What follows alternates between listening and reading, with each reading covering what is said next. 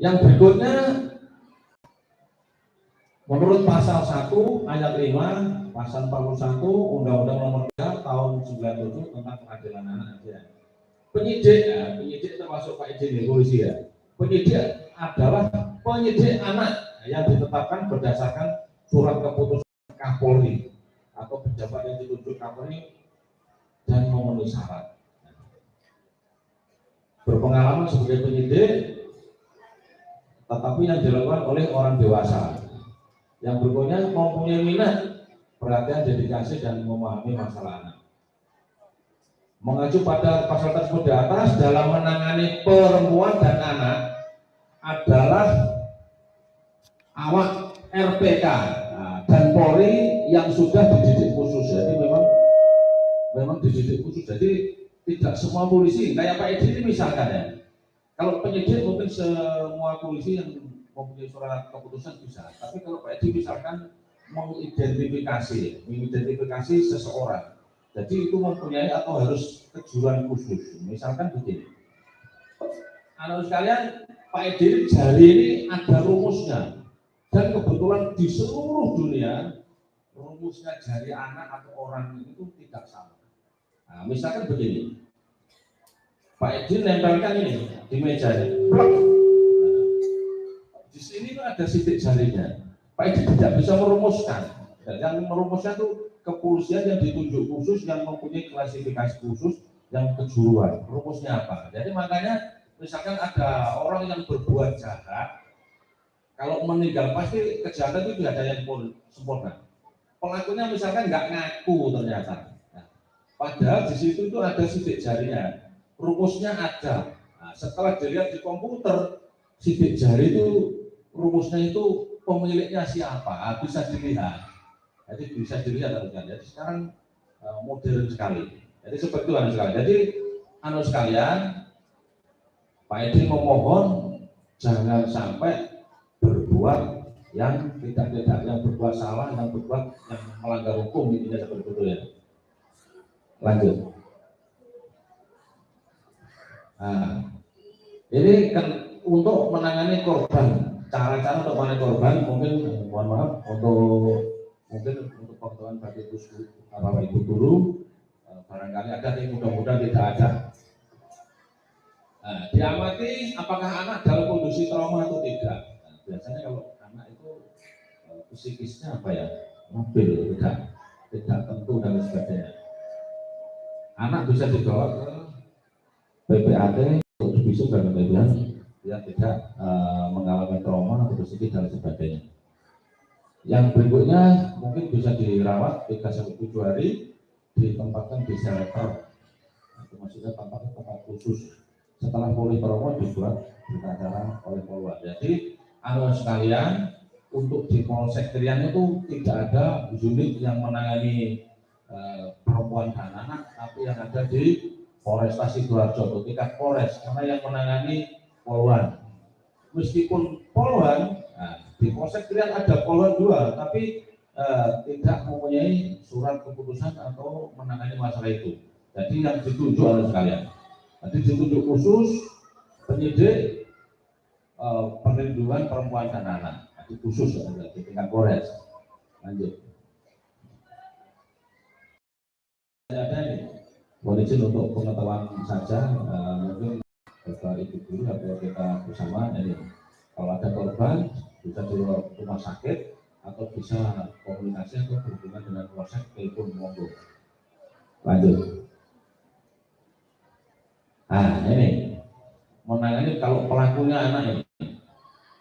Penyidikan anak sebagai pelaku tindak kriminalitas. Nah, dilihat kondisi dan diperiksa psikisnya.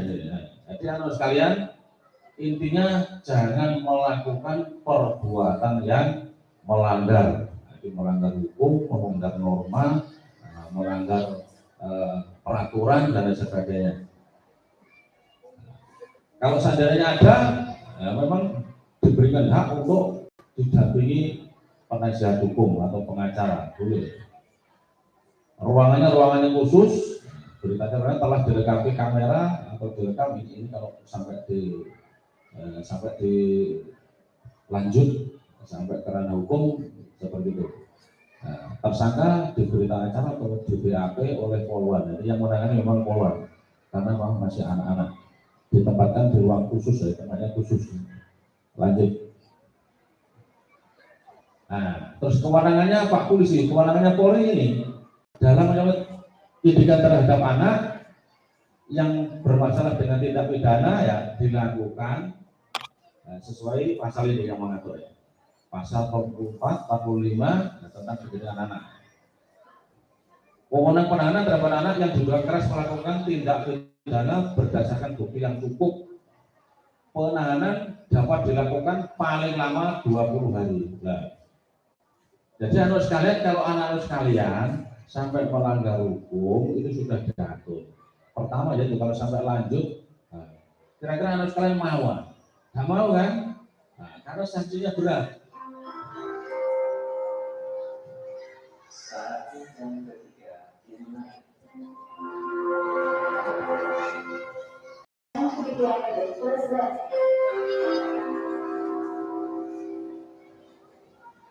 Baik, kita lanjutkan lagi. Nah ini kalau sampai dilaporkan, misalkan orang tuanya melaporkan dan lain sebagainya, nah ini sanksinya. Pertama, kalau bisa dikurung 20 hari. Orang enak, orang gak omah, gak melakukan apa, gak bisa keluar 1 hari aja, gak bisa jalan-jalan sama orang tua kan gak enak ya, betul kan?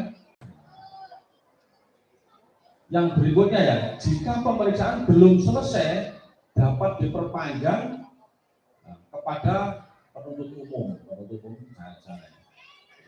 paling lama 10 hari, bisa diperpanjang 10 hari jadi 30 hari tambah suwe. Yang berikutnya dalam jangka waktu 30 hari berkas perkara, waktu berkas pemeriksaan waktu diketik itu ya diserahkan, maka harus dikeluarkan dari tahanan demi hukum kalau sampai tidak terbukti. Tapi biasanya namanya kasus sudah berlanjut itu pasti ada bukti-bukti sehingga sampai proses hukum. Nah, selanjutnya penahanan terhadap anak dirasakan di rutan khusus tertentu, jadi tidak ditempatkan atau dikumpulkan bareng-bareng sama orang dewasa. Jadi tempatnya khusus saja. Anak sekalian kan nggak mau kan? Nah, biar nggak ngantuk tepuk tangan dulu.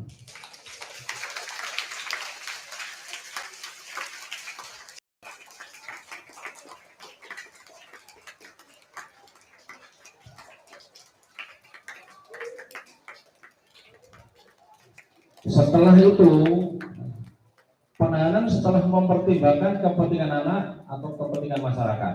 Nah, dipertimbangkan dulu maksudnya.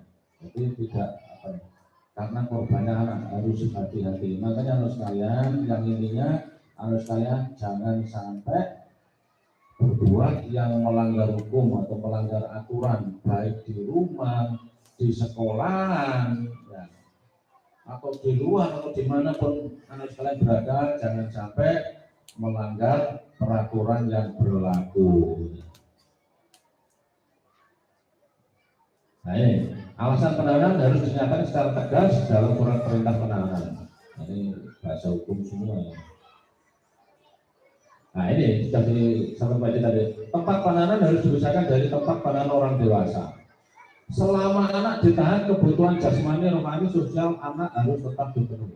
Dipenuhi meskipun tidak, ya mulai makan, mulai kesehatan, mulai belajar dan sebagainya itu wajib dipenuhi, Jadi intinya seperti itu. Jadi peran badan, ya, ini bapak yang mengemas anak-anak bapak.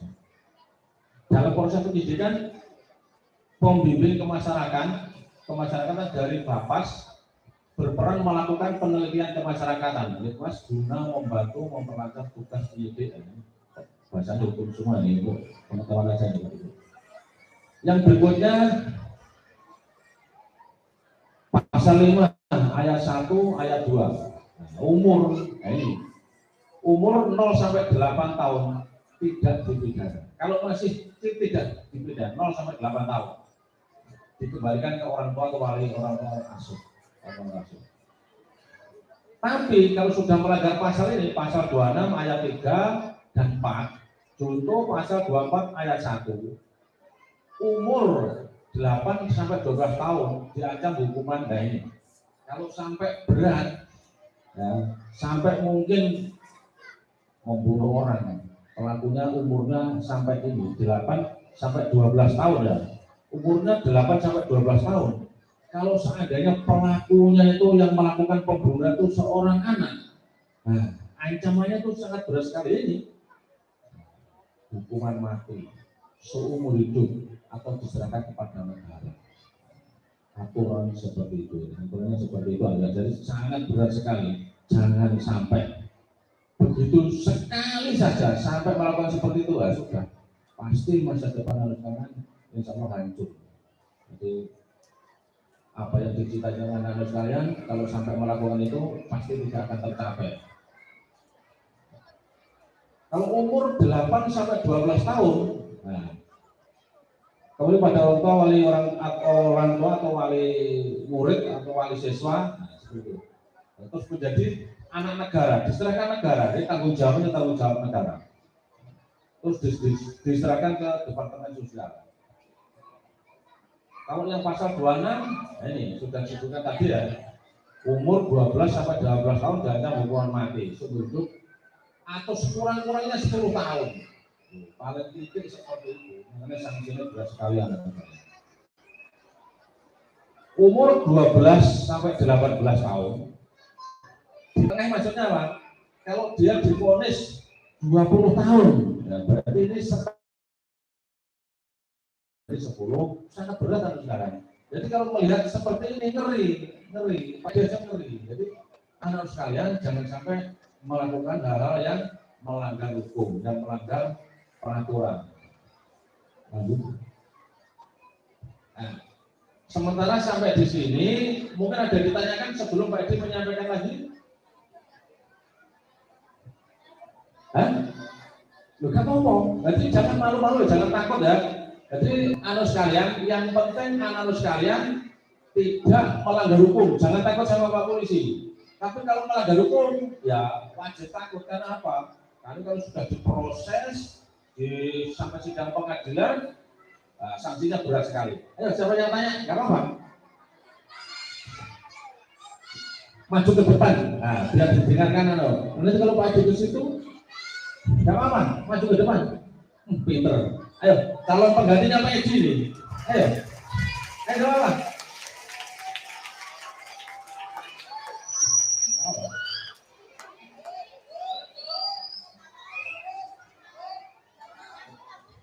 Assalamualaikum. Waalaikumsalam. Gak apa-apa, itu tangan dulu, gak apa-apa.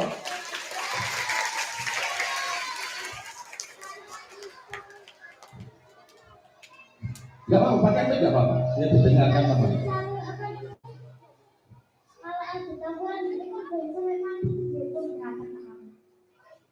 Kalau sampai tawuran, sampai mati dihukum berapa tahun? Nah, begitu ya. Terima kasih, tepuk tangan dulu. Ternyata ini calon-calon penggantinya Pak Edi. Jadi begini, kalau sampai tawuran terus dihukum berapa tahun? Kalau sampai mati, tadi Pak Edi sudah menjelaskan ya. Pak Polisi tugasnya apa? Menyidik atau memeriksa, menanyai, diproses, disidik. Nah, setelah ya selama kurun waktu 20 hari tadi sudah disebutkan Pak Edi ya, itu ditahan di kepolisian. Kalau yang nangani misalkan Polsek Krian, ya ditahan di Polsek Krian, di tahanan itu, di tempat tahanan itu ya, ada jerujinya di situ selama 20 hari. Ya. Kalau penyidikannya itu belum selesai, ditambah lagi 10 hari. Nah, itu 30 hari. Berat kan? Nggak boleh kemana-mana. Nah, meskipun sebarangnya dicukupi, mulai makan, mulai minum, mulai kesehatan dan sebagainya, tapi kan nggak enak. Setelah diproses, yang menentukan adalah di sidang pengadilan. Jadi yang menentukan adalah Pak Hakim. Jadi Pak Hakim harus sekalian. Misalkan mau divonis berapa, ketentuannya sudah ada. Tidak bisa keluar dari ketentuan ini. Nah, kalau sampai korbannya mati, ya jelas paling tidak 20 tahun. Kalau anak-anak separuh nih, nah, kalau pelakunya anak-anak Misalkan diponis 10 tahun, kalau anak-anak berarti separuh atau setengah dari ponis itu berapa tahun? Setengah kan, berarti 10 tahun. Kalau diponis setengahnya 10 tahun. Berat apa enggak?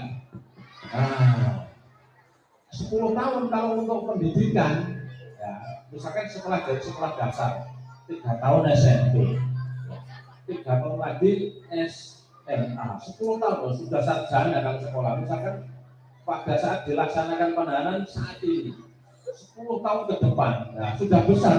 Kalau melaksanakan pendidikan atau studi atau sekolah sudah lulus sarjana, lama sekali. Terima kasih, tepuk tangan dulu. Ada lagi? Ya, terima kasih. Hebat ya. Ada lagi teman-teman? Maju. Maju. Fahri. Dari kelas 5. Tepuk tangan.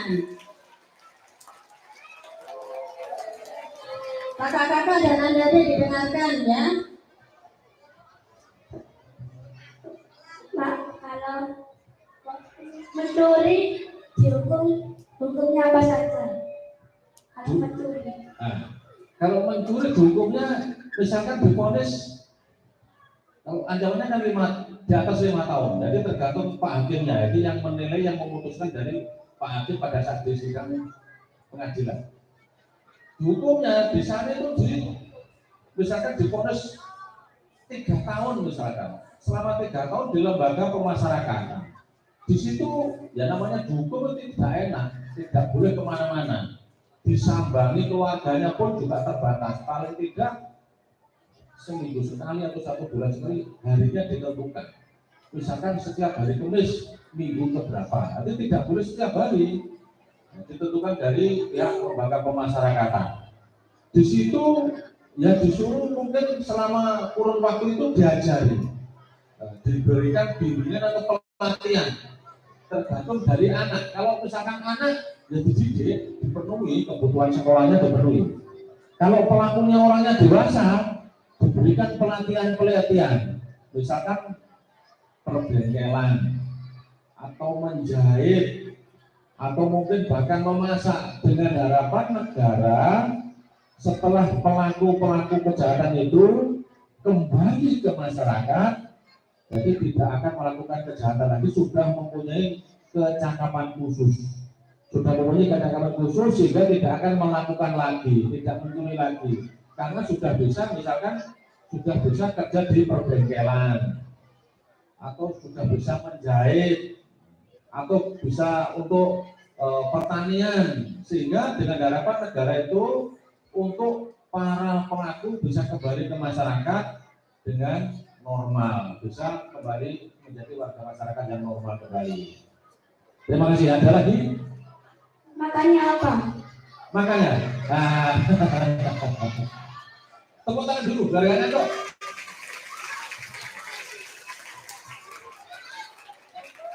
Makanya apa? Jadi makanya kalian itu yang jelas sesuai dengan standar, tapi dibatasi. Yang jelas gizinya itu sesuai standar. Yang 4 sehat 5 sempurna, tapi namanya dibatasi. Ya, 1 hari itu hanya 2 kali.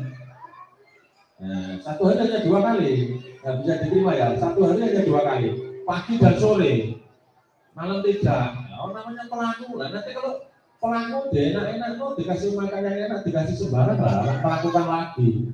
Nah, seperti itu, jadi sudah diatur, sudah disesuaikan harusnya, sudah disesuaikan. Nah, makanya 2 kali, tapi sudah mempunyai standar kesehatan, visi-visinya sudah memenuhi syarat. Nah, seperti itu.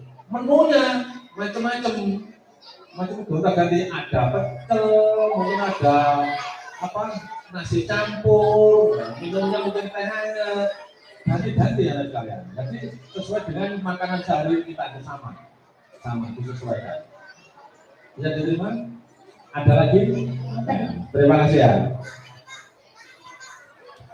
Kamu mau maju? Maju. Nah. Ya, yang lainnya tenang dulu. Ya, nanti dipanggil, nanti ada gilirannya ya. Ya, silakan. Assalamualaikum warahmatullahi wabarakatuh. Waalaikumsalam warahmatullahi wabarakatuh. Apakah menjadi teman dan pengganggu teman ada hukuman? Apakah ada manajer tebakan pengambil teman ada hukuman? Ada, ya jelas ada. Kalau masih anak,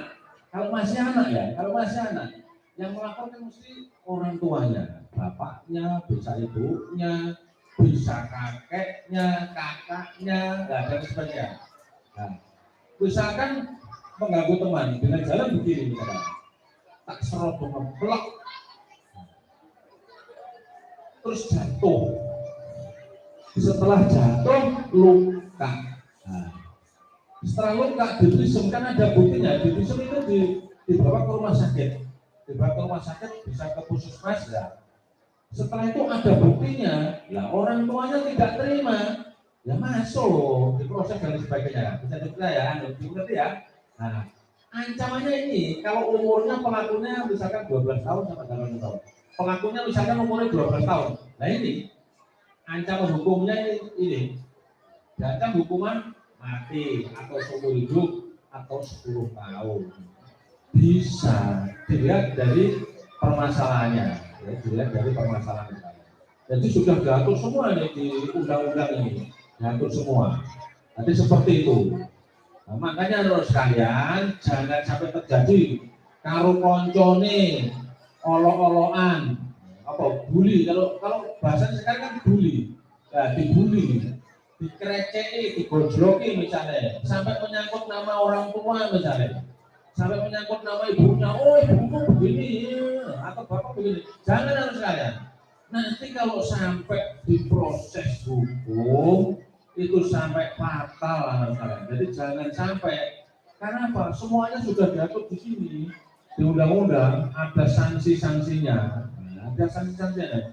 Begitu anak-anak sekalian, kalau sampai sekali saja kena permasalahan-masalah hukum, ya sudah pasti untuk masa depan, insya Allah pasti tidak akan berhasil.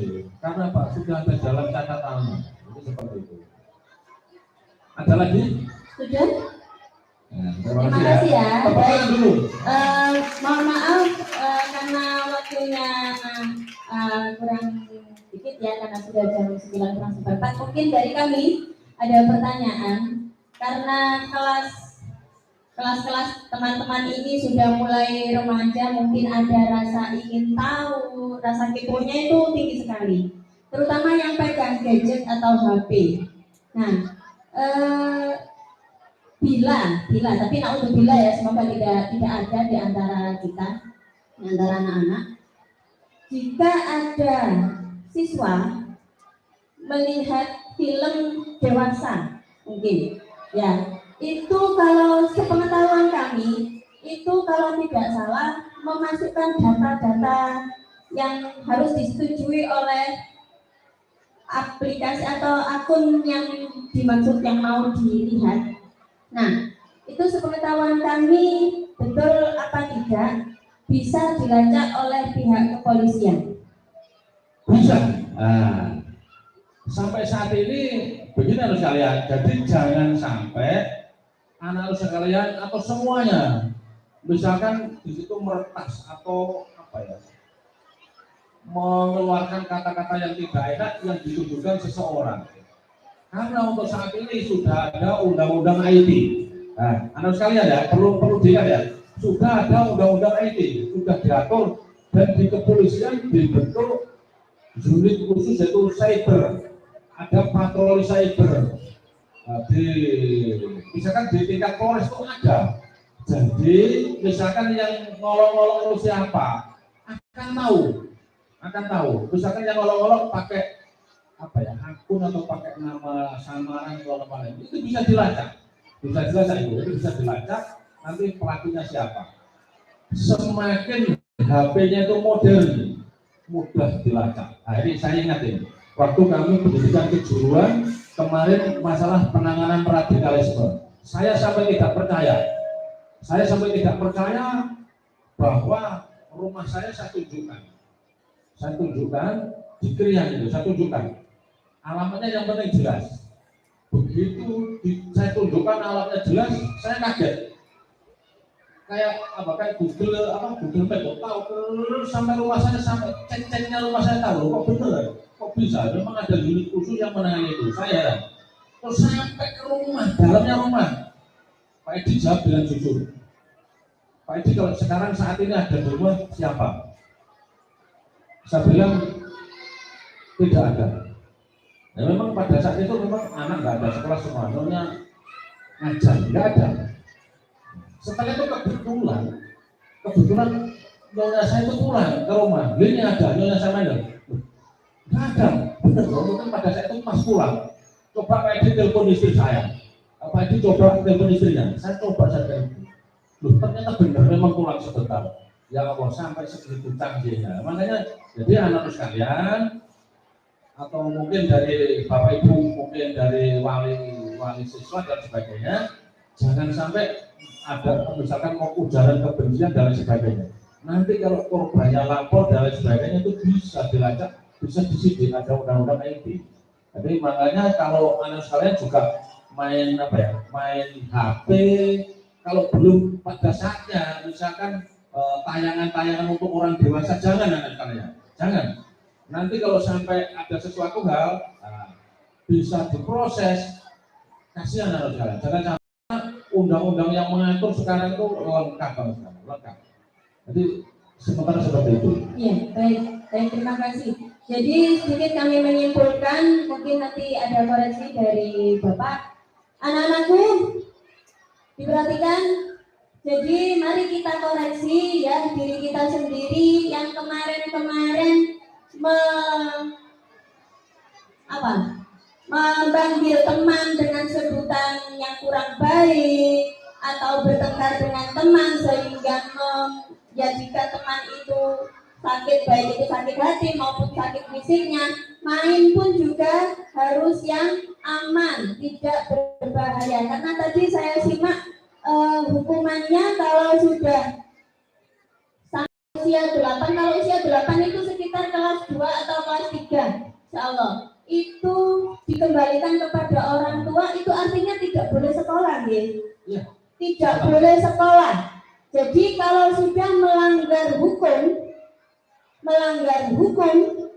ingat, melanggar hukum yang sesuai dengan apa yang sudah disampaikan oleh Bapak Edi tadi, usia sampai 8 tahun kelas 2 atau kelas 3 dikembalikan kepada orang tua, tidak bisa sekolah. Na'udzubillah. Kemudian jika usianya di atas 8 tahun, bisa hukumannya, mohon maaf saya baca, diancam hukuman mati. Na'udzubillah. Semoga kita di akhir husnul khotimah ya. Kemudian diancam hukuman seumur hidup. Seumur hidup itu? Maksudnya begini kalau seumur hidup. Didengarkan seumur hidup itu bagaimana? Untuk pengetahuan anak sekalian ya, misalkan pada saat ini usianya sampai berapa? 10 tahun? 12 ya. Berarti dihukum 12 tahun. Karena seumur hidup, maksudnya hidupnya si yang diduga pelaku. Iya. Jadi kalau sekarang 12 tahun kemudian melakukan pidana, hukumannya sesuai usianya tadi 12, berarti 12 tahun nanti baru keluar 24 usianya. Sudah lulus kuliah itu. 12 tahun kedepan, sekarang 12, misalkan dihukum 12 tahun, diponis 12 tahun, berarti 12 tahun ke depan. 12 tambah 12 berarti 24. Gak enak kan? Gak enak, makanya jangan sekali-kali melakukan yang melanggar hukum, yang melanggar peraturan. Baik. Terima kasih Pak Edi atas semua yang disampaikan. Nanti ada pesan-pesan atau anak-anak. Jadi terima kasih Pak Edi akan menyampaikan pesan-pesannya kepada anak sekalian. Kalau anak sekalian kepingin berhasil, nah kalau kepingin berhasil, yang pertama dengarkan yang benar ini Pak. Dengarkan, terutama yang baris depan.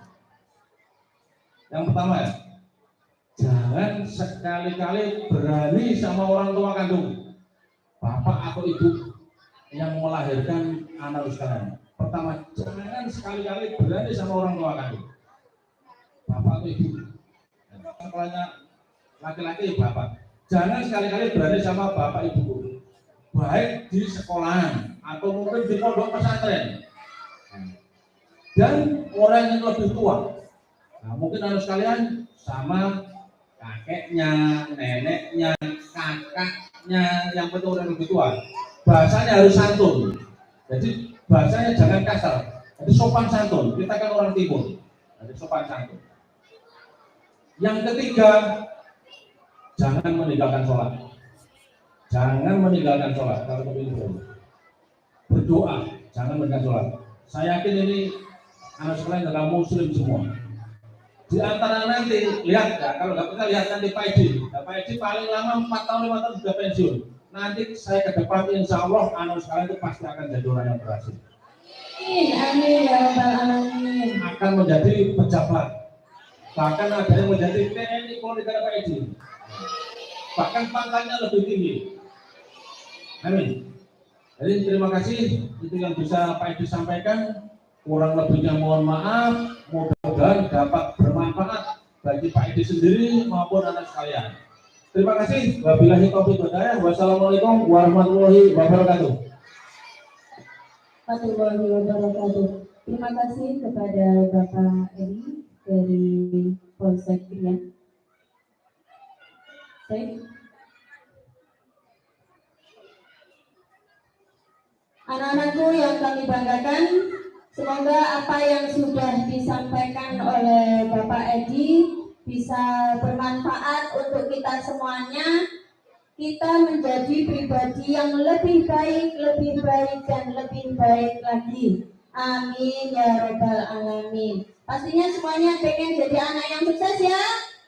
Oke, jaga lisan, jaga hati, temanku selalu di hati. Oke, Besti. Tadi disampaikan makin rukun sama teman-teman. Baik, kita baca hamdalah bersama. Alhamdulillahirabbil alamin. Untuk keluarnya tetap kami pandu, kami akhiri dulu. Assalamualaikum warahmatullahi wabarakatuh. Jangan kembali dulu, saya pandu. Mulai dari kelas 3 Putri. Silahkan berdiri untuk istirahat. Bapak Ibu guru yang tadi saya sampaikan di grup, minta tolong ke kelas ini di